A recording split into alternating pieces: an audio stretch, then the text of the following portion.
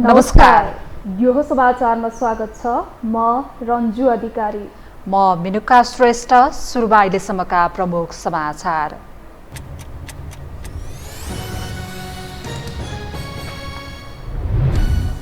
चार दिने भारत भ्रमण पूरा गरी प्रधानमन्त्री प्रचण्ड स्वदेश फिर्ता। भ्रमण उपलब्धि पूर्ण भएको प्रधानमन्त्रीको दाबी। भएका सम्झौता कार्यान्वयन हुनेमा भने आशंका।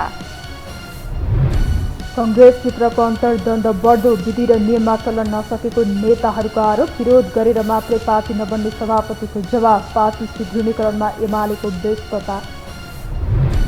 भ्रष्टाचार विरुद्धको अभियानमा गृहमन्त्री श्रेष्ठ आक्रामक। दोषी भए आफ्नै पार्टीका नेतालाई पनि नछाड्ने चेतावनी। शरणार्थी प्रकरणका अभियुक्तको थुन्चेक बहस भोलिदेखि। सहकारीभित्रको बेतिथि मौलाउँदै बचत फिर्ताको माग राख्दै सहयोग पीडित प्रदर्शनमा आफूहरूको समस्या समाधानमा राज्य उदासीन भएको पीडितको गुनासो। र भारतको ओडिसामा रेल दुर्घटनामा परि 260 भन्दा धेरैको मृत्यु, 900 भन्दा बढी घाइते। घटनाको जिम्मेवारी लिएर रेल मन्त्रीले तत्काल राजीनामा दिनुपर्ने माग।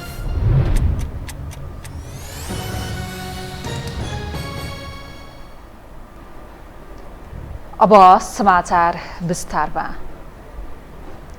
प्रधानमन्त्री पुष्पकमल दाहाल प्रचण्ड 4 दिने भारत भ्रमण सकेर स्वदेश फर्कनु भएको छ। आज साँझ 6 बजे प्रधानमन्त्री प्रचण्ड काठमाडौँ स्थित त्रिभुवन अन्तर्राष्ट्रिय विमानस्थलमा अवतरण गर्नुभएको हो। प्रधानमन्त्री प्रचण्डलाई भारतको इन्दिरा गान्धी विमानस्थलमा भारतीय विदेश राज्यमन्त्री मीनाक्षी लेखीले बिदाई गर्नुभएको थियो। 4 दिने भ्रमणको क्रममा प्रधानमन्त्री प्रचण्डले भारतसँग ऊर्जा व्यापार, कार्गो रेल, पारवहन, डिजिटल भुक्तानी प्रणाली लगायतका विषयमा सम्झौता गरेर फर्कनु भएको छ। भारतीय समकक्षी मोदी सहित राष्ट्रपति, उपराष्ट्रपति र अन्य उच्च अधिकारीहरूसँग उहाँले भेट गर्नुभएको थियो। प्रधानमन्त्री प्रचण्डले भ्रमणको क्रममा शुक्रबार मध्य प्रदेशको जैन स्थित महाकालेश्वर मन्दिरमा 108 किलो रुद्राक्ष चढाउँदै पूजा समेत गर्नुभएको थियो। प्रधानमन्त्री प्रचण्डले आफ्नो भारत भ्रमणलाई ऐतिहासिक उपलब्धिको रूपमा व्याख्या गर्नुभएको छ। प्रतिनिधि सभा चुनावपछि सबैभन्दा ठूलो पार्टी बने लगत्तै थप झाँगिँदै गएको कङ्ग्रेसभित्रको विवादको गाँठो थप कसिँदै गएको छ। मन्त्रिपरिषद विस्तार, प्रदेश सरकार निर्माणदेखि रेशम चौधरीको रिहाई र नागरिकता विधेयक प्रमाणीकरणको प्रकरणले कङ्ग्रेसी जनको वाकयुद्ध थप चर्किँदैछ। यो विवादको अन्त्य कुन गन्त्यमा पुगेर होला भने यकिन भन्न नसके पनि यसरी नै उहारउहार्ती बढ्दै गएको अन्तर्द्वन्द्वको डडेलोले कङ्ग्रेसी जन आफै डडेर सिद्धिने हो कि भन्ने प्रश्न समेत उब्जिएको छ। एक रिपोर्ट। कम्युनिस्ट विभाजनको फाइदा लुट्दै यो पटकको संसदीय चुनावमा नेपाली कांग्रेस 89 सिट सहित सबैभन्दा ठूलो दल बन्न सफल भयो। तर सरकार निर्माणका क्रममा पार्टीभित्रको आन्तरिक किचलोकै कारण सत्ता साझेदार दल माओवादी केन्द्रका अध्यक्ष पुष्पकमल दाहाल प्रचण्ड एमालेको समर्थनमा प्रधानमन्त्री बन्न पुगे। अन्तर्कलहकै कारण मुखमै आएको बाली अर्कैले खाने अवस्था भनेपछि कांग्रेस बल्ल बल्ल प्रचण्डलाई आफ्नो क्याम्पमा ल्याउन सफलता भयो। तर पार्टीभित्रको विवादको जालो झनै झाङ्गिँदै गएको छ। निर्वाचन लगत्तै भएको पार्टीको संसदीय दलको चुनावमा महामन्त्री गगन थापाले उम्मेदवारी दिएपछि त झनै गुटभित्रका उपगुटका जरा मौलाउँदै गएका छन्। संसदीय दलको चुनावमा आफ्नै समूहका शेखर कोइराला पक्षका सांसदहरूले समेत सभापति शेरबहादुर देउबालाई भोट दिएको आशंका गर्नबाट गगन थापा नै पछि हट्न सकेनन्। फलै देउबाले संसदीय दलको चुनाव जिते। रामचन्द्र पौडेललाई राष्ट्रपति बनाउन सफल भए। तर सरकार विस्तारदेखि अरू थुप्रै भागभण्डामा देउबा पेलेरै अघि बढ्ने रणनीतिमा पुगे। प्रदेश सरकार बनाउँदा मुख्यमन्त्री र मन्त्रीहरूको भागभण्डाका क्रममा शेखर समूहका केहीलाई केही थान मन्त्री त बनाए, तर देउबा पेलेरै अघि बढे। देउबाले आफूलाई सभापति बनाउनेदेखि संसदीय दलको नेता बनाउँदा ताका सहयोग गरेका नेताहरू विमलेन्द्र निधि, प्रकाशमान सिंह, कृष्ण सिटौला समूहको चित्त बुझाउन सकेनन्। उनले आफ्नै नेतृत्वको एकलौटी सरकार बनेको समयमा सबैलाई समेटेर लैजाने भनेर फकाई फुल्याई गरे। त्यसै ताकादेखिको विवाद थप झगडिँदै गएसँगै मधु आचार्य र गुरुराज घिमिरे सहितको टोली कांग्रेस सुधार्ने अभियान देशव्यापी बनाइरहेको छ। उनीहरू 7 प्रदेशमा प्रशिक्षण दिएर हिँडिरहेका छन्। उनीहरूले केन्द्रीय कार्य समितिको बैठक बोलाएर समस्याको समाधान नगरे विशेष महाधिवेशन बोलाउन बाध्य हुने चेतावनी समेत दिएका छन्। केन्द्रीय समितिको बैठक बस्दैन, वर्षमा एकचोटि बोलाउन पर्ने महासमितिको बैठक बस्दैन। पार्टीको केन्द्रीय समितिको बैठकले निर्णय गरेको नीति अधिवेशन गर्ने 6 महिना भित्रमा नीति अधिवेशन गर्ने भन्ने कुराको यदि नीति अधिवेशन पनि बोलाइदैन भने फेरि विधानले दिएको अधिकारहरू प्रयोग गरेर हामी भोलि विशेष महाधिवेशन समेत बोलाउन बाध्य हुनेछौँ। सभापति देउबा नसुध्रिने छाँट देखिएपछि महामन्त्री गगन थापा र विश्वप्रकाश शर्माहरू केही दिनदेखि आगो उकल्दै हिँडिरहेका छन्। उनीहरूले सार्वजनिक कार्यक्रमदेखि सामाजिक सञ्जाल मार्फत अब सहेर चुप बस्न नसक्ने भनेका छन्। शुक्रबार प्रेस युनियनले काठमाडौँमा गरेको कार्यक्रममा महामन्त्री गगन थापाले पार्टी सभापति शेरबहादुर देउबा विरुद्ध सङ्घर्ष गर्ने चेतावनी दिएका छन्।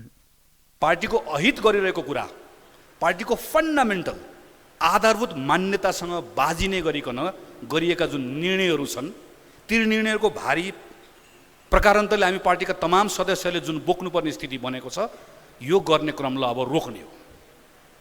यो गर्ने क्रमलाई लडेर रोक्ने हो, जुधेर रोक्ने हो, सङ्घर्ष गरेर रोक्ने हो। किन यो रोक्न आवश्यक छ?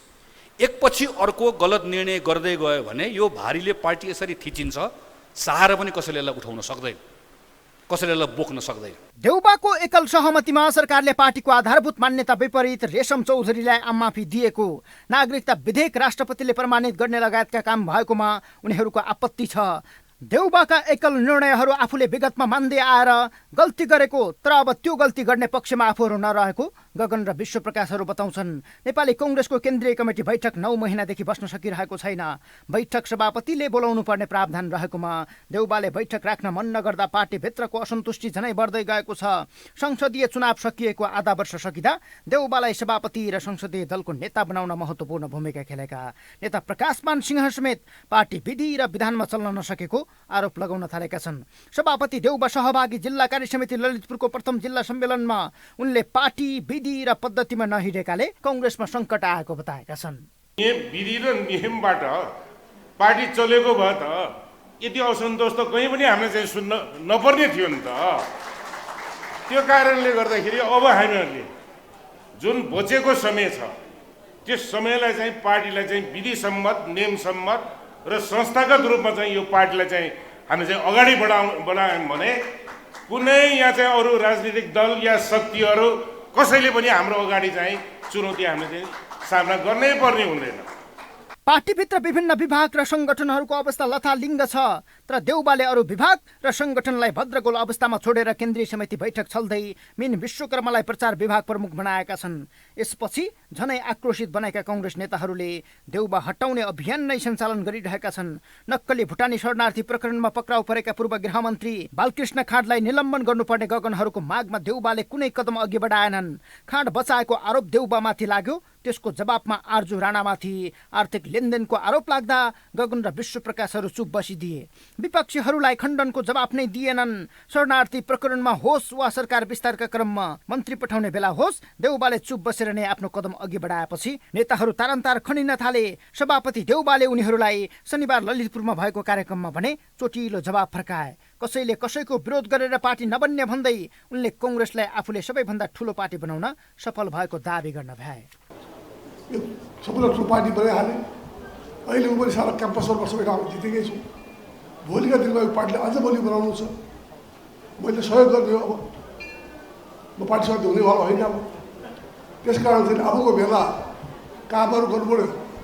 एकजनालाई विरोध गरेर पार्टी बलियो हुँदैन। एकले अर्को पनि जवाब दिनु जाला नि, देश अर्को पनि जाला नि, देशभरि घुम्ला नि।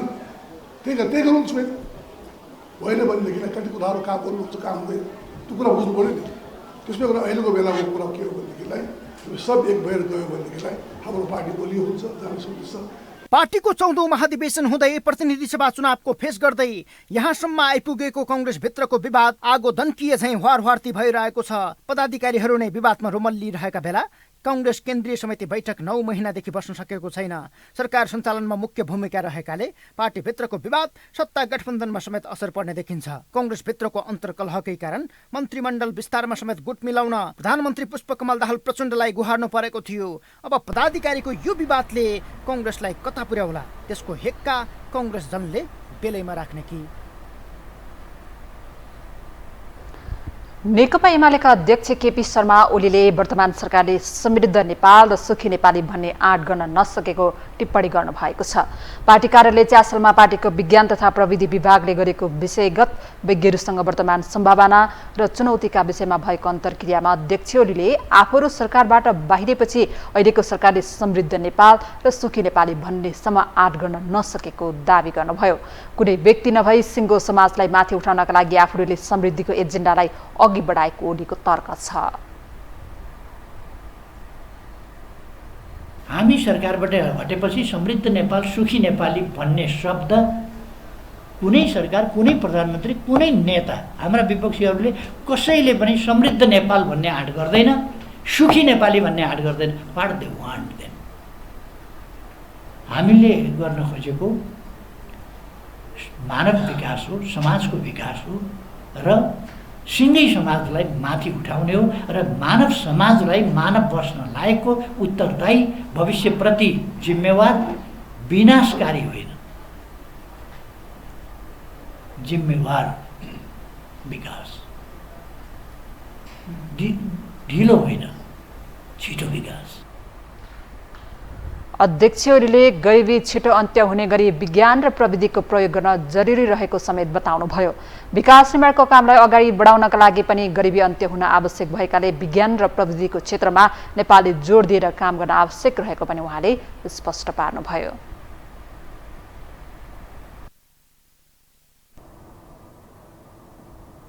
अब बाँकी समाचार। 2 महिने मिसन ग्रासरुट अभियान चलाएको नेकपा एमाले उस्तै प्रकृतिको 1 वर्षीय अभियान सुरु गरेको छ। पार्टी संगठनको सुदृढीकरण र सामाजिक जागरणका निम्ति भन्दै एमाले 1 वर्षीय अभियान थालेको हो, जसलाई एमाले तङ्ग्रिने प्रयासका रूपमा विश्लेषण गरिएको छ। एक रिपोर्ट। नेकपा माओवादी केन्द्रको अध्यक्ष समेत रहेका प्रधानमन्त्री पुष्पकमल दाहाल प्रचण्डलाई 5 महिना अघि सरकारको नेतृत्वमा पुर्याउँदा एमाले आफूलाई सबथोक सम्झिन्थ्यो। बालकोट गठबन्धनको गठजोटमा नयाँ पुराना दल सबै गोलबन्द भएपछि एमाले अध्यक्ष ओली नेता बनेका थिए। ओलीकै मूल र चाल अनुसार प्रचण्डको चुलो बलिरहेको थियो, तर प्रचण्ड विकल्प खोज्न अघि बढेपछि एक पटकमै कांग्रेसको डोक्सा भरियो। सत्ता र शक्तिका लागि ओलीका सबै विकल्प विफल भए। अहिले चाहेर पनि एमाले सत्तामा पुग्ने अवस्था छैन। बोनसमा पाएको सभामुख बाहेक एमाले रित्तो छ। कांग्रेस नेतृत्वको 10 दलीय गठबन्धनले लखड्दै प्रदेशबाट समेत पत्ता साफ बनाएपछि एमाले एक्लिएको छ। फलत विकल्पहीन रहेका ओली अब सत्तामा सकिँदैन भन्ने बुझेपछि पार्टी निर्माणबाट तङ्ग्रिने अभियान छेडेका छन्। यसअघि 2 महिने मिसन ग्रासरुट चलाएका उनी अब 1 वर्षीय अभियान चलाउने भएका छन्। पहिलो कुरा त हामीले चाहिँ पार्टी सदस्यतालाई सफा गर्न खोज्यौँ, डाटा क्लिनिङ गर्न खोज्यौँ, को सक्रिय को निष्क्रिय छुट्याउन खोज्यौँ। सक्रियताहरूलाई हामी निरन्तरता दिन्छौँ र पार्टी स्वाभाविक रूपमा 3 पुस्ताको संयोजन हो। नयाँलाई हामी प्रवेश गराउँछौँ, पुरानाहरू त बिस्तारै चाहिँ स्वाभाविक रूपमा चाहिँ राजनीतिबाट बाहिरिनुहुन्छ। हाम्रै सिस्टमले पनि बाहिरिनुहुन्छ, आफ्नो उमेर र क्रियाशीलताले पनि बाहिरिनुहुन्छ। 1 वर्षीय अभियानले पार्टीलाई थप गतिशील बनाउने र उचाइमा लैजाने विश्वास नेताहरूको छ। यसका लागि उपाध्यक्षहरूले विभागको संयोजन गर्ने जिम्मेवारी पाएका छन्।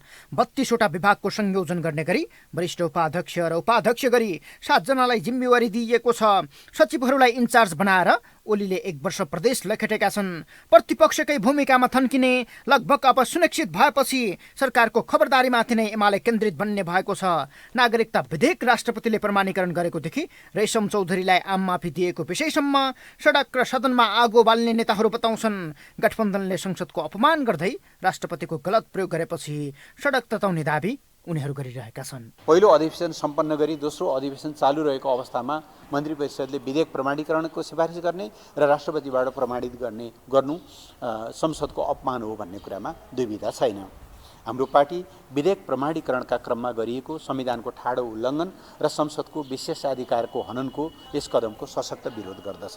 गत वर्षको मङ्सिर 4 मा सम्पन्न निर्वाचन अघि एमाले अध्यक्ष ओली झण्डै 150 सिटको दाबी गरिरहेका थिए, तर जनताले 78 सिटमै थन्काइदिए। बलियो साङ्गठनिक आधारका बीच पनि खप्परमा घन खाएका उनी नयाँ पार्टीको उदयले झनै दबावमा परे। मङ्सिर 4 को जनमत वैशाख 10 मा भएको उपनिर्वाचनमा झनै कमजोर देखियो।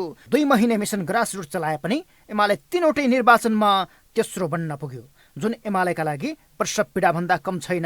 84 को निर्वाचनसम्म तङ्ग्रिएर जनमत जोगाउन नसके माधवकै हैसियतमा एमाले पुग्न सक्ने डर भएको विश्लेषण हुन थालेका छन्, किनकि नयाँ पार्टीको उभार बढार्ने गरी बढेको छ। टोपबहादुर रायमाझीका पक्षमा खर्चिएका शब्दले शरणार्थी प्रकरणले सबैभन्दा नाङ्गो ओलीलाई बनाएको छ। अर्को चुनावसम्म मत परिवर्तन भयावह बन्ने सङ्केत देखिएका बेला बलियो विरासतधारी अस्तित्व जोगाउन ओली रक्षात्मक बनेका छन्। तैपनि पार्टी नै बलियो बनाएर शक्तिमा फर्किने अभिलाषासहित ओली आशावादी बनेर तङ्ग्रिने अभियानमा छन्।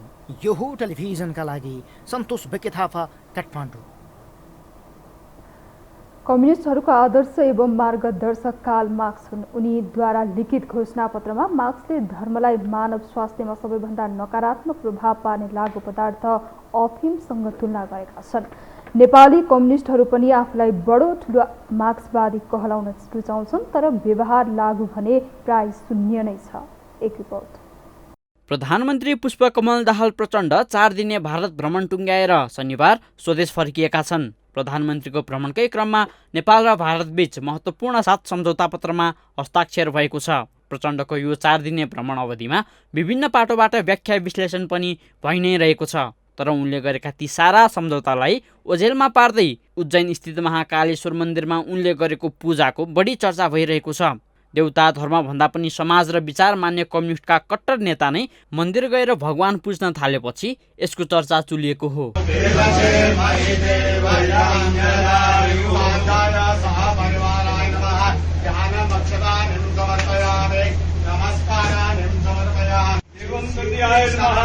ईश्वरका नाममा शपथ पनि लिन नरुचाउने प्रचण्डको यस्तो गतिविधि देखेर हर कोही आश्चर्यमा परेका छन्। 10 वर्ष सशस्त्र युद्धको नेतृत्व गर्दा धर्म अफिम हो भनेर योद्धालाई प्रशिक्षित गरेका प्रचण्डको यो रूप देखेर जनयुद्धमा उनीसँगै काँध जोडेर हिँडेका र आफ्नै निर्वाचन क्षेत्र समेत सुम्पिएका पूर्व सहयोद्धा बाबुराम भट्टराईले समेत चिन्ता व्यक्त गरेका छन्। आफ्ना बाबु मोतीराम र आमा भवानी दाहालको क्रिया समेत नगरी धार्मिक क्रान्तिमा उत्रिएका प्रचण्डले पनि आफ्नो धार्मिक भ्रमणबारे स्पष्ट पारेका छन्। एकचोटि गएको छु नि मद्रा इच्छाहरूमा मुस्लिमको चाहिँ उसमा के क्रिस्चियनको गिर्जाघरमा गएर मैले चाहिँ के अरे म गरेको कति फोटा तपाईँसँग समेत छैन। म बुद्धिस्टहरूको चाहिँ अब लुम्बिनीमा गएर बुद्धिस्टहरूको चाहिँ उसमा त्यत्तिकै सहभागी भएका फोटाहरू या कार्यक्रमहरू तपाईँहरूले हेर्नु भएको छ कि छैन? अनि हिन्दूकोमा चाहिँ जान नहुने अरूकोमा जान हुने हुन्छ र? म वास्तवमा मनैले धर्मनिरपेक्षतावादी हो।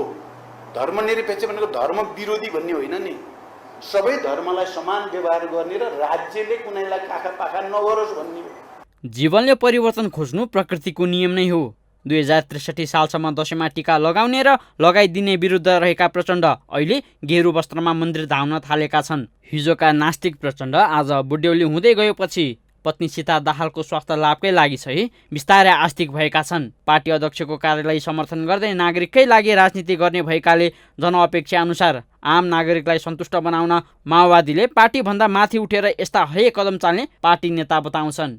कि जस्तो हाम्रो अध्यक्षजीले उहाँ त अहिले तपाईँको दौरा सुरुवाल लगाउनुभयो, पहिले त यसको त विरोधमै आखिर हुनुहुन्थ्यो, यो त लाउने कुरा गर्नुभयो। तर उहाँ लगाइसकेपछि त्यसको राम्रै सन्देश गएको छ नि त। पृथ्वी जयन्ती मनाइसकेपछि त्यसको राम्रै सन्देश गएको छ नि त। त्यसकारणले जुन कुरा गरेर जनता खुसी हुन्छ, जुन कुरा गरेर जनताको जनमत हामी प्राप्त गर्न सक्छौँ, जुन कुरा गरेर हामी हाम्रो स्ट्रेन्थ बढाउन सक्छौँ, जुन कुरा गरेर हामीले लडेर ल्याएको जो तपाईँको परिवर्तन छ त्यसलाई स्थापित गर्न सक्छौँ भने ती कुरामा जाँदा त घाटा हुँदैन। सशस्त्र द्वन्द्वपछि शान्ति प्रक्रियामा आएसँगै पहिचानको मुद्दा बोकेको माओवादी बिस्तारै परिष्कृत हुँदै आइरहेको छ। कम्युनिस्टहरूले नमान्ने संसदीय अभ्यासलाई अँगालेर अघि बढेको माओवादी पहिचान सहितको प्रदेशमा पनि चुकेको छ। आफ्ना पार्टीका कैयौँ एजेन्डामा सम्झौता गरेर अघि बढेका प्रचण्ड अब भौतिकवादी कम्युनिस्ट नरहेको कतिपयको बुझाइ छ। जवानीको जोसमा जतिसुकै चरम भौतिकवादी भए पनि उमेर बढ्दै जाँदा कट्टर कम्युनिस्ट पनि आस्तिक हुनु स्वाभाविक रहेको विज्ञ बताउँछन्। सायद मलाई त्यस्तो लाग्छ त्यो आउनु स्वाभाविक पनि हो। किनभने अब जीवनको पहिलो चरणमा जो मान्छे युवा हुन्छ त्यो बेलामा उसमा जुन एउटा रेडिकलिजम हुन्छ त्यो रेडिकलिजम बिस्तारै मेलिएबल भएर जान्छ क्या पछि गएर। एउटा फ्रेन्च प्राइम मिनिस्टरले भनेका छन् मेरो छोरो 20 वर्ष अगाडि यदि चाहिँ ऊ कम्युनिस्ट भएन भने 20 वर्ष अगाडि है कि अलि क्रान्तिकारी हुनु पर्यो हो, कम्युनिस्ट भएन भने म उसलाई चाहिँ कारबाही गर्छु। तर 30 वर्षपछि चाहिँ कम्युनिस्ट भयो भने पनि म कारबाही गर्छु कम्युनिस्ट रह्यो भने। अब यो जोक क्या प्रधानमन्त्रीले भनेको छ हेर्नुहोस्। कम्युनिस्ट प्रधानमन्त्री हुँदैमा धार्मिक आस्था हुनु हुँदैन, नास्तिक हुनैपर्छ भन्ने पनि छैन। सनातन धार्मिक आस्थालाई कायम राख्दैमा रूढिवादी भइन्छ भन्ने पनि होइन। प्रचण्डलाई धर्ममा आस्था आउँदैमा गलतै भयो भन्न पनि सकिँदैन। 2 महिनादेखि सार्वजनिक हुन नसकेको धर्मको तथ्याङ्क शुक्रबार नै सार्वजनिक हुनु संयोग मान्न सकिएला। तर हिजो नेपालीको त्यही आस्थाको केन्द्रलाई अस्वीकार गरेर विद्रोह गरेका प्रचण्डमा कसरी त्यही धार्मिक आस्था बढ्न थाल्यो भन्ने विषय चाहिँ चासोपूर्ण बनेको छ। यो टेलिभिजनका लागि निरज कोइराला, काठमाडौँ। प्रधानमन्त्री प्रचण्ड भारतको 4 दिने राजकीय भ्रमण सकेर स्वदेश फर्किएका छन्। विशेष गरी सीमा पार पेट्रोलियम पाइपलाइन विस्तार, डिजिटल पेमेन्ट सम्झौता उपलब्धिको रूपमा हेरिए पनि आम चासो रहेको सीमा समस्या, इपिजी प्रतिवेदन, हवाई सम्झौता, पञ्चेश्वर परियोजनाको विषय प्रवेश समेत नहुँदा प्रधानमन्त्री दाहालको भ्रमण आलोचनाबाट टाढा हुन भने सकेन। एक रिपोर्ट। प्रधानमन्त्री हुन साथ आफ्नो पहिलो विदेश यात्रा भारतबाट नै सुरु गर्ने उद्घोष गरेका, भ्रमणका लागि निरन्तर ताकेताने गर्दै आएको प्रधानमन्त्री पुष्पकमल दाहाल प्रचण्डले अन्ततः प्रधानमन्त्री भएको 5 महिनापछि छिमेकी मुलुक भारतको औपचारिक भ्रमण गरेका छन्। 5 मन्त्री सहित झण्डै 100 भन्दा बढी प्रतिनिधि मण्डलको नेतृत्व गर्दै दिल्ली दौडिएका प्रधानमन्त्री प्रचण्ड 4 दिने औपचारिक भ्रमण सकेर शनिबार साँझ स्वदेश फर्किएका छन्। आफ्नो 4 दिने भ्रमण सकेर काठमाडौँ ओर्लिएका प्रधानमन्त्री प्रचण्डले भारत भ्रमण पूर्ण रूपमा सफल भएको र नेपालको आर्थिक विकास र विकास प्रक्रियामा नयाँ इँटा थपेको दावी समेत गरेका छन्। यो भ्रमण चाहिँ मैले जे भनेर गएको थिएँ मूलभूत रूपमा मैले सोचेको कुराहरू पूरा भएको छ। केही महत्त्वपूर्ण दूरगामी समझदारी भएका छन्, सहमति भएका छन्। प्रधानमन्त्री प्रचण्डको भारत भ्रमणका क्रममा दुई मुलुक बीच सीमा पार पेट्रोलियम पाइपलाइन विस्तार, पारवहन सम्झौता नवीकरण, सुषमा स्वराज इन्स्टिच्युट र परराष्ट्र मामिला अध्ययन प्रतिष्ठान बीच सहकार्य गर्ने, तल्लो अरुणको पिडिए गर्ने सहमति भएको छ भने अन्तर्देशीय डिजिटल पेमेन्ट सम्बन्धी सम्झौता सबैको चासोमा परेको छ। डिजिटल पेमेन्ट कार्यान्वयनमा आए नेपाल र भारतमा एउटै क्यूआर कोड र वालेट चल्नेछ। नयाँ रेकर्ड बन्ने, सरप्राइज नै दिने दावी गरे पनि प्रधानमन्त्री प्रचण्डको भारत भ्रमण उनले दावी गरे झै भने हुन सकेन। उही नियमित खुद्रा सम्झौता गरेर फर्किएका छन्। भएकै सम्झौताहरू पनि कार्यान्वयन हुनेमा शङ्का कायम छ। मलाई त आश्वासनमुखी होला जस्तो लाग्दछ। म त्यति चाहिँ परिणाममुखी होला किन लाग्दैन भने जति पनि सन्धि भएका छन् नेपाल भारतको बिचमा 1950 देखि नै, त्यो बेलादेखि नै एउटा ट्रेन्ड र प्याटर्न के छ भने कमिट गर्ने धेरै, तर त्यसको प्रोपोर्सनमा जुन चाहिँ डेलिभरी हो त्यो अत्यन्त कम हुन्छ। कुनै पनि प्रोजेक्टमा त्यही छ। कोशीमा पनि त्यही हो, नेपालले कति पायो, खालि भन्यो भने एकअर्कालाई ब्लेम लगाउने कुरा मात्रै भयो। गण्डकीमा पनि त्यही भएको हो, महाकालीमा पनि त्यही भएको हो। त्यसमा त्यसको त एउटा इतिहासै छ नि। त्यसमा अब अहिले यसलाई कुनै एउटा ठुलो टर्निङ पोइन्ट लिला भन्ने मलाई चाहिँ लाग्दैन व्यक्तिगत रूपमा। अब भयो भने त राम्रै हो, एक त्यस्तो भयो भने त्यो डेफिनेटली सबैको लागि राम्रो होला, तर सम्भावना म चाहिँ कम देख्छु। भारतको चासोमा रहेको नागरिकता विधेयक राष्ट्रपति रामचन्द्र पौडेलले प्रमाणीकरण गराएर दिल्ली दौडिए पनि भारतले आफ्नो फाइदामा रहेर सम्झौताहरू भए। लिपुलेक, लिम्पियाधुरा सहित सीमा विवादमा ठोस विषय उठान भएन। प्रबुद्ध व्यक्ति समूह इपिजीको विषय, हवाई सम्झौता, पञ्चेश्वर परियोजना ओझेलमा पर्दा प्रधानमन्त्रीको भ्रमण आलोचनाबाट अछुतो रहन सकेन। आतुरता र व्यग्रता मात्रै होइन कि उहाँले अस्तिसम्म पनि यो भ्रमण ऐतिहासिक हुन्छ, चमत्कारहरू हुन्छन्, ब्रेक थ्रुहरू हुन्छन् भनिरहनु भएको स्थिति छ। यस्ता कुराले जो आतिथेय देश हो उसले के आकलन गर्छ होला यो आतुरतालाई, यो खालको चाहिँ अपरिपक्व अभिव्यक्तिहरूलाई भन्ने सन्दर्भहरू पनि छन्। निम्ता आउनै 5 महिना लाग्यो, भ्रमण हुन 5.5 महिना लाग्यो भनिसकेपछि केही न केही चाहिँ यो स्वाभाविक छैन भन्ने लाग्छ।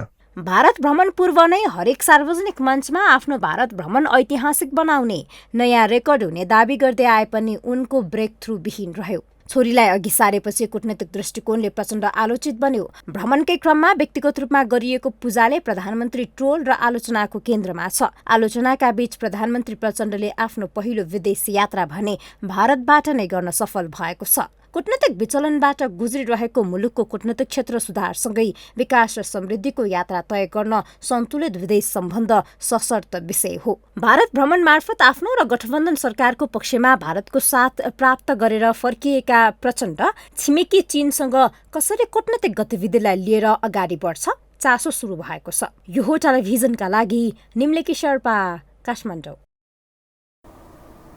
हामीसँग समाचार बाँकी नै छन्, अहिलेलाई विश्राम।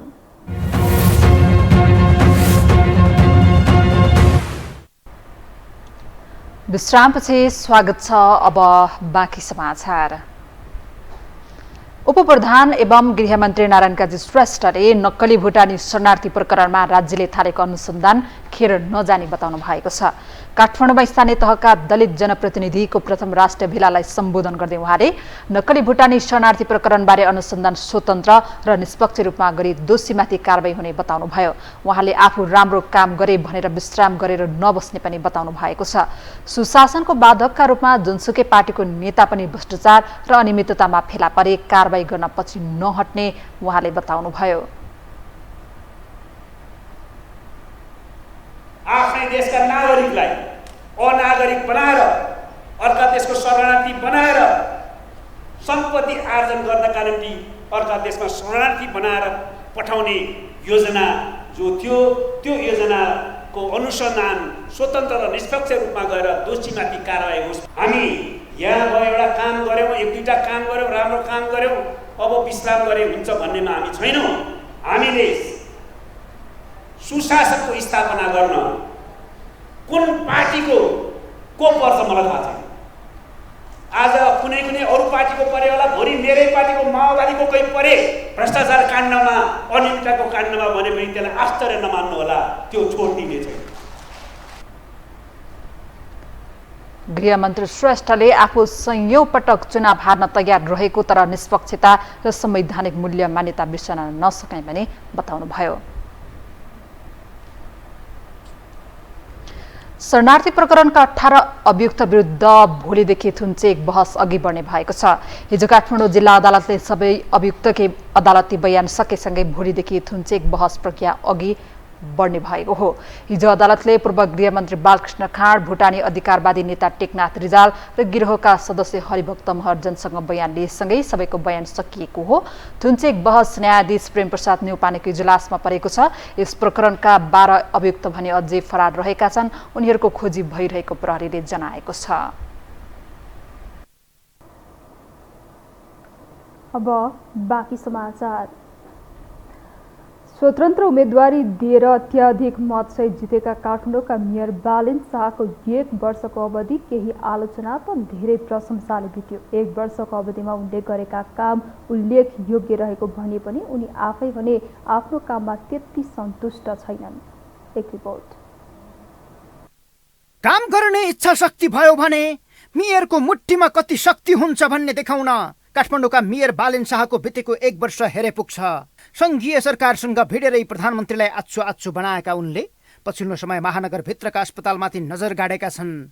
गरिब, विपन्न र आर्थिक अवस्था कमजोर भएका नागरिकलाई छुट सुविधा नदिएका 68 अस्पताललाई कारबाही नगरे आफै एक्सनमा उत्रिने चेतावनी स्वास्थ्य मन्त्रीलाई दिएपछि विषय गम्भीर बनेको छ। फलत बालेनको चेतावनीपछि शुक्रबार स्वास्थ्य मन्त्री आफै खटिएर 10% नागरिकलाई निशुल्क उपचार नगरे कारबाही गर्ने अस्पताललाई चेतावनी दिएका छन्। 10% सबै अस्पतालहरूले निशुल्क उपचार गरिदिनु पर्ने चाहिँ जो स्वास्थ्य संस्था स्वीकृति लिँदा अथवा अस्पतालहरूले स्वीकृति लिँदा त्यो प्रावधान नेपाल सरकारले राखेको छ। तर व्यवहारमा त्यो लागू भएको छैन भन्ने कुरा चाहिँ हामीलाई गुनासो आएको मात्रै होइन, अलिअलि जानकारी मलाई पनि छ। भनेपछि 1 वर्षकै त्यो तथ्याङ्क हामी माग्छौँ। माग्दाखेरि त्यो सेवा सुविधा कुन कुन अस्पतालले दियो, कुन कुनले दिएन, अझ चाहिएको भन्दा पनि सम्झौता भएको भन्दा पनि बढी दिएको रहेछ भने हामी त्यसलाई त्यसै किसिमले हेर्छौँ र त्यो अनुसारले गरेको छैन भने हामी त्यही अनुसारले हेर्छौँ। आफ्नै समकालीन नेताहरूको कार्यशैलीमाथि बारम्बार प्रश्न उठाइरहेका बालेनले सिंहदरबारलाई फोहोरमै थर्काइदिए। फोहोर व्यवस्थापन, बेसमेन्ट पार्किङ, फुटपाथ, डोजर, सुकुम्बासी बस्ती लगायतका विषयमा हात हालेका उनी केही असफल भए पनि बढी सफल नै देखिन्छन्। तथापि टुकुचा बिउताउने बालेनको सपनामा सर्वोच्चको फैसला दुधारे आएपछि उनी पछि हट्न बाध्य बने। संघीय सरकारबाट असहयोग भोगेपछि उनी अहिले टक्रापमा छन्। त्यो टक्राप पछिल्लो पटक गणतन्त्र दिवसमा देखियो। महानगरले आयोजना गर्ने परम्परा रहेको समारोहमै बालेन सहभागी भएनन्। नीति निर्माणमा भूमिका खेल्नुपर्ने सांसदहरू खुद्रै योजनाका लागि सांसद विकास कोष बिउताउन सफल भएपछि बालेनले उपाध्यक्षको हैसियत दिएका छन्, जसलाई सांसदहरूले पनि कमजोरी औँल्याएको अर्थमा स्वीकारेका छन्। हिजो मान्यजीहरूले ताली बजाउनु भयो, आज काठमाडौँका मेयर साहबले मिठो व्यङ्ग्य दिनुभयो। बल्ल वडा अध्यक्षको तहमा आउनुभयो हाम्रा मान्यजीहरू भनेर। राम्रो भएन। अहिले त हामीले पालिकाहरूलाई, प्रदेशहरूलाई बलियो बनाएर सिस्टमलाई बलियो बनाउने हो। अब पनि हामी 50 लाखका 10 लाखका यो विकासका योजना बाँडेर भोट बढाउँछौँ भन्ने कुरा कल्पना गऱ्यौँ भने देवेन्द्र यही हुनुहुन्छ, उहाँले चुनाव जित्नुभयो, प्रदीप यादवले जित्नुभयो। यो ढङ्गले हुँदो रहेनछ। हिजो आज बालेनको जोड महानगरको शिक्षा र स्वास्थ्यमा केन्द्रित छ। हरेक शुक्रबार सामुदायिक विद्यालयमा पुस्तक बिनाको पढाइ गराउँदै अतिरिक्त क्रियाकलापमा जोड दिएका छन्। स्कुललाई सिपमूलक बनाउन 90 घण्टे सिप सिकाइ पनि महानगरले सुरु गरेको छ, जसमा उनी आफै अग्रसर छन्। शिक्षा सुधारको अभियान नै चलाएका उनले निजी स्कुलले नियमित छात्रवृत्ति उपलब्ध नगराए कारबाही गर्ने चेतावनी समेत दिइरहेका छन्। हाम्रो काठमाडौँ महानगरपालिकाको लागि घोषणापत्रमा भएको आइडिया ब्याङ्क भन्ने शीर्षकको लागि हामी अगाडि बढ्न खोज्दैछौँ। यसमा चाहिँ विद्यार्थी, आइडिया भएका व्यक्तिहरू, लगानीकर्ता, उद्यमशीलताका विशेषज्ञहरूलाई चाहिँ एकै ठाउँ ल्याउने प्लेटफर्मको रूपमा हामीले बनाउन कोसिस गर्दैछौँ। तपाईँसँग कुनै स्टार्टअप छ जुन चाहिँ 3 वर्ष कटेको छैन, अथवा कुनै आइडिया छ जसले गर्दाखेरि काठमाडौँ महानगरपालिका तथा देशमा चाहिँ कुनै उद्यमशीलता, कुनै त्यस्तो केही सृजनात्मक काम गर्न सकिन्छ भने तपाईँहरूको त्यो आइडियालाई चाहिँ विभिन्न 5वटा क्याटेगोरीमा चाहिँ हामीले लिन कोसिस गरिरहेका छौँ। पछिल्लो निर्णय अनुसार काठमाडौँबाट छुट्ने र भित्रिने लामो दूरीका सवारी साधनले अब नयाँ बस पार्कबाट मात्रै यात्रु चढाउन र उडाल्न पाउनेछन्। बस पार्क बाहिर सञ्चालनमा रहेका टिकट काउन्टरलाई पनि बन्द गराएका छन्, जसले दुर्घटनाको जोखिम र सुरक्षा बलियो बन्नुका साथै यातायात व्यवस्थापनको प्रणालीमा सुधार आउने अपेक्षा गरिएको छ। महानगरभित्र उनको अगुवाईले नीतिगत क्षेत्रमा सुधार आएको छ, राजस्वमा पनि सुधार आएको छ। तथापि कतिपय काममा ठोस परिणाम नआएपछि उनी आफ्नै कदममा सन्तुष्ट छैनन्, अर्थात् अझै धेरै काम गर्न बाँकी रहेको उनले आफैलाई लागिरहेको छ। यो हो टेलिभिजनका लागि सन्तोष बेके थापा, काठमाडौँ। काठमाडौँ महानगरपालिकाकी कार्यवाहक प्रमुख सुनिता डङ्गोलले काठमाडौँ महानगरपालिकाको पहिलो प्राथमिकता महानगरवासीलाई रोग लाग्न नदिनु रहेको बताउनु भएको छ। शनिबार काठमाडौँमा नेपाल मधुमेही समाज र काठमाडौँ महानगरपालिकाको सहकार्यमा भएको कार्यक्रममा उहाँले नगरवासीलाई रोग लागेपछिको उपचार भन्दा पनि रोग लाग्न नै नदिने उपायहरूको बारेमा महानगरले काम गरिरहेको बताउनुभयो। उहाँले देश विकासका लागि जनप्रतिनिधिहरूको इच्छा शक्ति र शारीरिक स्वच्छता आवश्यक रहेको बताउनुभयो। उहाँले मानिस स्वस्थ रहे मात्रै सबै खाली काम गर्न सकिने र इच्छा शक्तिले मात्रै काम गर्न नसकिने बताउनुभयो। उहाँले स्वास्थ्य सम्बन्धी तालिमबाट जनप्रतिनिधिहरूले आफ्नो क्षेत्रका बासिन्दालाई सचेत बनाउन सक्ने बताउनुभयो। प्रेसरको पेसेन्ट हुनुहुन्छ, धेरै जनप्रतिनिधिज्यूहरू औषधि खानुहुन्छ, डायबिटिसको औषधि खाइराख्नु भएको छ र त्यो लाइफस्टाइलसँग जोडेर यो तालिम दिन सक्यो भने जब जनप्रतिनिधिहरू स्वस्थ हुनुहुन्छ तब समाजमा अझ धेरै काम गर्न सकिन्छ। जनप्रतिनिधिको भूमिका र त्यो काम कारबाहीमा एकदमै एफिसियन्ट रूपमा काम गर्न सकिन्छ, किनभने हामी सबैलाई थाहा छ स्वास्थ्य रहे हामी सबैजना छौँ, स्वास्थ्य नरहे केही पनि छैन। जतिसुकै काम गर्छु भन्ने इच्छा शक्ति मात्र भएर पनि पुग्दैन। त्यो कारणले गर्दाखेरि पनि यो कार्यक्रम चाहिँ जनप्रतिनिधिज्यूहरूको लागि नै एउटा कार्यक्रम गरौँ भनेर रिक्वेस्ट गरेका थियौँ र त्यही अनुसार केही समयमा नै यो आयोजना गरिदिनु भयो। त्यसको लागि पनि एकदमै धेरै धन्यवाद पनि दिन चाहन्छु। कार्यवाहक प्रमुख डङ्गोलले यस्ता कार्यक्रमहरूले ओडावासीको जीवनस्तर सुधार गर्न सहयोग पुग्ने समेत बताउनुभयो।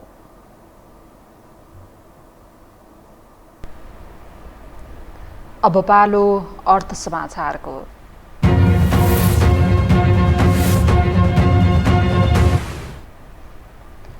सहकारी पीडित बचतकर्ता महासंघ सङ्घर्ष समितिले बचत फिर्ताको माग राख्दै काठमाडौँमा विरोध प्रदर्शन गरेको छ। सहकारीबाट ठगिएका पीडितहरू एक हुँदै सहकारीमा राखेको बचत रकम सरकारले फिर्ता गरिदिनुपर्ने माग राख्दै काठमाडौँको माइती घरदेखि बानेश्वरसम्म प्रदर्शनमा उत्रिएका हुन्। सहकारी बचतकर्ता पीडितहरूले सहकारीहरूले खाएर भागेको बचत फिर्ताको लागि स्थानीय तहदेखि केन्द्र सरकारका निकायमा ढकढक्दाउँदा समेत बचत फिर्ता नभएको भन्दै धरना तथा प्रदर्शनमा उत्रिएको बताएका छन्। सङ्घर्ष समितिका अध्यक्ष सुनिता सिंह राजभण्डारीले सहकारीको बचत फिर्ताको लागि राज्यका सबै निकायहरू धाउँदा कति पनि सुनवाई नहुँदा संयुक्त रूपमा पीडितहरू सडक आन्दोलनमा आएको बताउनुभयो। बचतकर्ताहरूको रकम फिर्ता लिनको लागि विभिन्न निकायमा गयौँ हामी। हजुरको वडादेखिबाट लिएर जिल्लामा सबै ठाउँमा जाँदाखेरि प्रदेशसम्म जाँदाखेरि काहीँ पनि हाम्रो सुनाइ भएन अनि अब हामीले के गर्ने भनेर हामी सबै बहुउद्देश्य साथीहरू सहकारी पीडित साथीहरूले हामीले सल्लाह गऱ्यौँ। अब हामीले के गर्ने त सरकारसँग हाम्रो माग त पुरा राख्नै पर्यो। के गर्ने भन्दाखेरि अब संयुक्त आन्दोलन गर्न पर्यो। पीडितहरूले सडकमा रगत पसिनाले कमाएको पैसा फिर्ता गर, बचत रकम अविलम्ब फिर्ता गर, आमा नागरिकको बचत फिर्ता गर, सहकारी सञ्चालकको सम्पत्ति तत्काल रोका गर, सहकारीहरूलाई राष्ट्र ब्याङ्कको निगरानीमा राख्ने व्यवस्था गर लगायतका नारा लगाएर प्रदर्शन गरेका छन्। पूर्व अर्थमन्त्री सुरेन्द्र पाण्डेले मुलुकको अर्थतन्त्र अप्ठ्यारो अवस्थामा रहेको बताउनु भएको छ। काठमाडौँमा भएको कार्यक्रममा उहाँले मुलुक आर्थिक रूपमा सङ्कटग्रस्त अवस्थामा पुगेको बताउनु भएको हो। उहाँले सरकार र निजी क्षेत्र दुवै दबावमा रहेको भन्दै मुलुकमा वित्तीय सङ्कट आउन सक्ने परिस्थिति देखिएको बताउनुभयो। उहाँले निजी क्षेत्रले ब्याङ्कको ब्याजदर घट्नुपर्ने माग राखे पनि तत्काल ब्याजदरमा कमी आउने अवस्था नदेखिएको बताउनुभयो। पूर्व अर्थमन्त्री पाण्डेले यो वर्ष ब्याङ्कहरूको ऋण लगानी गर्ने क्षमता गुमाउँदै गएको बताउनुभयो।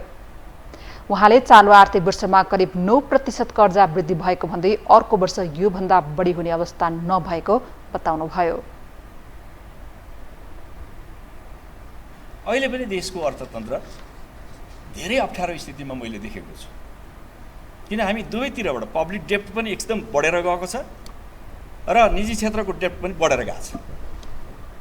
त दुईटै स्याचुरेट भइरहेको एउटा स्थितिमा के हुन्छ? त्यो स्पेस साँगुरो भएर गएको स्थितिमा स्वाभाविक रूपमा अगाडिको यात्रा चाहिँ के भने अगाडि फाइनेन्सियल एउटा सङ्कट आउने हो कि ब्याजदरमा पनि गिरावट चाहियो भनिरहेछन् प्राइभेट सेक्टर, तर त्यसमा कमी आउने कुनै गुन्जाइस म देख्दिनँ। कार्यक्रममा पूर्व गभर्नर डाक्टर विजयनाथ भट्टराईले नेपालको अर्थव्यवस्थामा सरकारी वित्तहरूमा भाडभैलो अवस्था रहेको बताउनुभयो।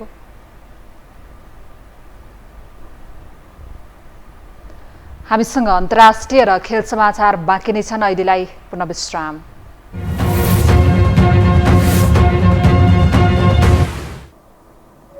विश्रामपछि स्वागत छ। अब पालो अन्तर्राष्ट्रिय समाचारको।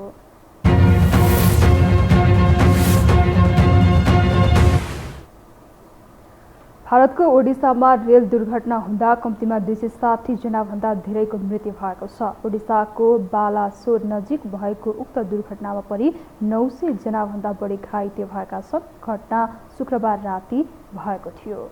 एक रिपोर्ट। भारतको ओडिसा बालासोरमा भएको दर्दनाक दुर्घटनाले सबैलाई असह्य बनाएको छ। ओडिसाको बालासोर नजिक भएको उक्त दुर्घटनामा परि 1000 भन्दा बढी घाइते भएको छ। घटना शुक्रबार राति भएको थियो। उक्त घटना भारतमा भएका प्रमुख रेल दुर्घटना मध्येको एक हो। स्थानीय अधिकारीहरूले मृतकको संख्या अझ बढ्न सक्ने बताएका छन्। भारतीय रेलवेका प्रवक्ता अमिताभ शर्माले यस रुटमा आर्मन सिस्टम उपलब्ध नभएकोले सम्भावित दुर्घटनाबाट बचाउन नसकिएको बताएका छन्। घटना शालिमार चेन्नई कोरोमण्डल एक्सप्रेसका धेरै डिब्बाहरू भारतीय समय अनुसार शुक्रबार साँझ 7 बजे पटरीबाट बाहिर खसेका थिए। ती मध्ये केही विपरीत ट्र्याकमा पुगेका थिए भन्ने अनुमान गरिएको छ। अर्को रेल हावाडा सुपरफास्ट एक्सप्रेस यस बसन्तपुरबाट हावाडा जाँदै थियो र त्यो पल्टिएका डिब्बामा ठोकिन पुग्यो। भारतीय अधिकारीहरूका अनुसार घटनास्थलमा रोकिएको अवस्थामा भएको अर्को सामानवाहक रेलमा पनि ती 2 रेलका डिब्बाहरू ठोकिन पुगेको बताएका छन्।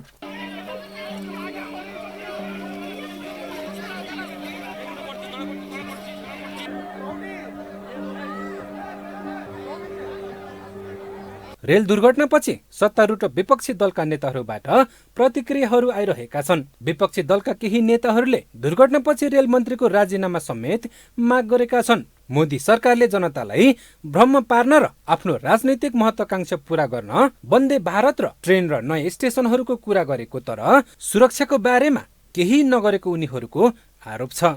महाराष्ट्रका पूर्व उपमुख्यमन्त्री तथा एनसीपी नेता अजित पवारले घटनाप्रति दुःख व्यक्त गरेका छन्। अजित पवारले भने यो दुर्भाग्यपूर्ण घटना हो। यसबारे रेलवे विभागले छानबिन गर्नुपर्छ, दोषीमाथि छानबिन हुनुपर्छ। रेलवेले जनताको जीवनको मूल्य बुझ्नुपर्छ। यसअघि यस्ता रेल दुर्घटना हुँदा रेल मन्त्रीले राजीनामा दिने गर्थे, तर अहिले कोही अगाडि आउन तयार छैनन्। तर घटनास्थलमा रेल मन्त्री अश्विनी वैष्णवलाई यसबारे सोद्धा उनले भने म भन्छु कि पहिलो फोकस जीवन बचाउन र राहत कार्यमा हुनुपर्छ। भारतमा विश्वको सबैभन्दा ठूलो रेल नेटवर्क छ। क्रमशः सरकारले पूर्वाधार सुधार गर्न अर्बौं लगानी गरिरहेको छ, तर भारतमा रेल दुर्घटनाहरू निरन्तर जस्तो बढिरहेको छ। यो हो टेलिभिजनका लागि मिङमा शेर्पा, काठमाडौँ। अब पालो खेल समाचारको।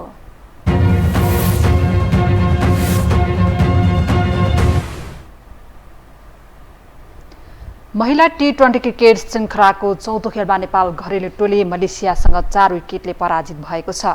बाङ्गीमा नेपालले दिएको 97 रनको लक्ष्य पछ्याएको मलेसियाले अन्तिम बलमा 6 विकेट गुमाएर भेट्टायो।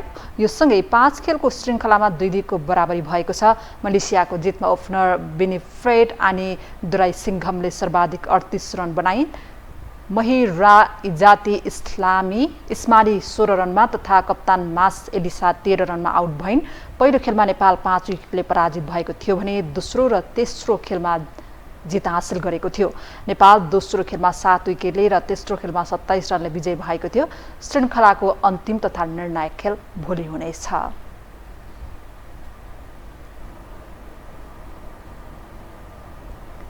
खेल समाचार सँगै हामी यो समाचारको अन्त्यमा आइपुगेका छौँ। बिदा हुनु अघि प्रमुख समाचार पुनः एकपटक।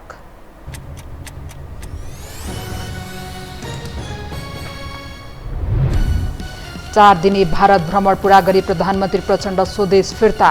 भ्रमण उपलब्धि पूर्ण भएको प्रधानमन्त्रीको दाबी। भएका सम्झौता कार्यान्वयन हुनेमा भने आशंका। कङ्ग्रेसभित्रको अन्तर्द्वन्द बढ्दो, विधि र नियममा चल्न नसकेको नेताहरूको आरोप। विरोध गरेर मात्रै पार्टी नबन्ने सभापतिको जवाफ। पार्टी सुदृढीकरणमा एमालेको व्यस्तता। भ्रष्टाचार विरुद्धको अभियानमा गृहमन्त्री श्रेष्ठ आक्रामक। दोषी भए आफ्नै पार्टीका नेतालाई पनि नछाड्ने चेतावनी। शरणार्थी प्रकरणका अभियुक्तको थुनचेक बहस भोलिदेखि। सहकारी भित्रको बेतिथि मौलाउँदै बचत फिर्ताको माग राख्दै सहयोग पीडित प्रदर्शनमा आफूहरूको समस्या समाधानमा राज्य उदासीन भएको पीडितको गुनासो। र भारतको ओडिसामा रेल दुर्घटनामा परि 260 भन्दा धेरैको मृत्यु, 900 भन्दा बढी घाइते। घटनाको जिम्मेवारी लिएर रेल मन्त्रीले तत्काल राजीनामा दिनुपर्ने माग।